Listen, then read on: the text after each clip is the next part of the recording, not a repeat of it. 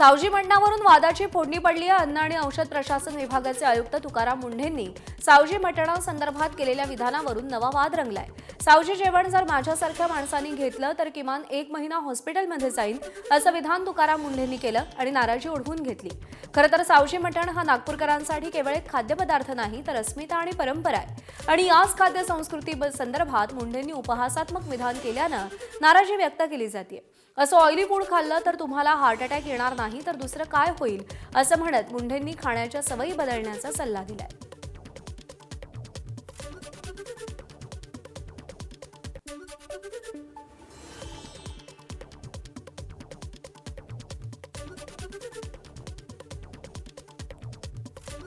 बऱ्याच वेळेस असं ऐकतो का माझ्या मुलानं माझ्या नवऱ्यानं कधी तंबाखू खाल्ली नाही, सिगरेट पिली नाही, त्याला कोणतं व्यसन नाही, इव्हन चहा सुद्धा पित नाही, तरी त्याला हार्ट अटॅक आला,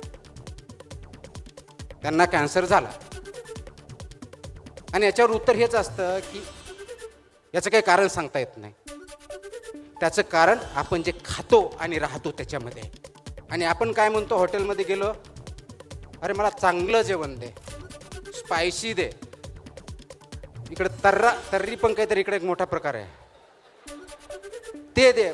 नागपूरला तर कोणतं ते चिकन काय सावजी, म्हणजे सावजी जर माझ्यासारख्या माणसांना खत कमी 1 महिन्यात हॉस्पिटलमध्ये जाईल अशी परिस्थिती आहे, ते आपण खातो। म्हणजे काय, ऑइली, फॅटी, सॉल्टी, शुगरी।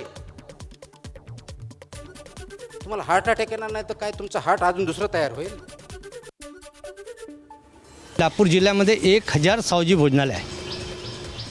जर 1000 सावजी भोजनालयामध्ये प्रत्येक सावजी भोजनालयामध्ये 200 लोक जेवण करतात तर नागपूर शहराचे सगळे हॉस्पिटल बंद झाले, म्हणजे हाऊसफुल झाले असते आणि पेशंट रस्त्यावर उभे राहिले असते। सावजीमुळे कधीही कोणाला इजा होत नाही। सावजी हा ब्रँड आहे। कदाचित स्वतःच्या प्रसिद्धीसाठी पण तुकाराम मुंढे असं वक्तृत्व करू शकतात, परंतु नागपूर शहरामध्ये आज 1000 सावजी भोजनालय आहे आणि तुम्ही रोज रात्री फिरून बघा, तुम्हाला प्रत्येक सावजी भोजनालय हा फुल दिसेल। म्हणजे जवळजवळ रोज रात्री 50-1000 लोक सावजी भोजनालयामध्ये जेवण करतात। समजा जर आमच्या मसालामध्ये कुठेतरी त्रुटी असतात किंवा आमचा मसाला जरा खराब असतो तर आज हे 50,000 लोक जे रोज जेवण करतात तर कितीतरी लोक याच्यामधले हे हॉस्पिटलमध्ये राहिले असते। एक तर मी तुकाराम मुंढे साहेबाच्या घरी येऊन भाजी बनवून दाखवतो किंवा त्यांनी आमच्या घरी येऊन भाजी खावी, म्हणून मी सावजी या नात्याने त्यांचा निषेध करतो। सावजी ही भाजी पूर्ण त्यांच्या या वक्तव्यामुळे सावजी समाजाचा घात होऊ शकतो म्हणून मी तुकाराम साहेबाचा निषेध करतो। तर प्रसिद्ध शेफ विष्णू मनोहर यांनी सावजी आरोग्यासाठी कशी घातक ठरत नाही हे स्पष्ट केलंय, पाहूया। आजकाल आपण बघतो तर सावजी म्हणजे खूप जहाल तिखट केलं आणि खूप तेल टाकलं म्हणजे सावजी झालं असं तसं नसतं। जी प्रोसेस ओरिजिनल आहे तशा पद्धतीने जर तुम्ही सावजी खाल्लं किंवा बनवलं तर ते जळजळ होणं जो प्रकार असतो तो त्याच्यामध्ये होत नाही आणि एक छान निगुतनी करण्याची प्रोसेस आहे आणि मला वाटतं त्याला जर तुम्ही फॉलो केलं तर सावजी तुमचं नक्की छान होईल आणि तुम्ही सावजीच्या प्रेमात पडाल। तर वारंवार सावजीसारखं चमचमीत रोज खाल्ल्यास ते शरीरासाठी किती घातक ठरू शकतं या संदर्भात आहार तज्ञांनी देखील माहिती दिली आहे, तीही पाहूया।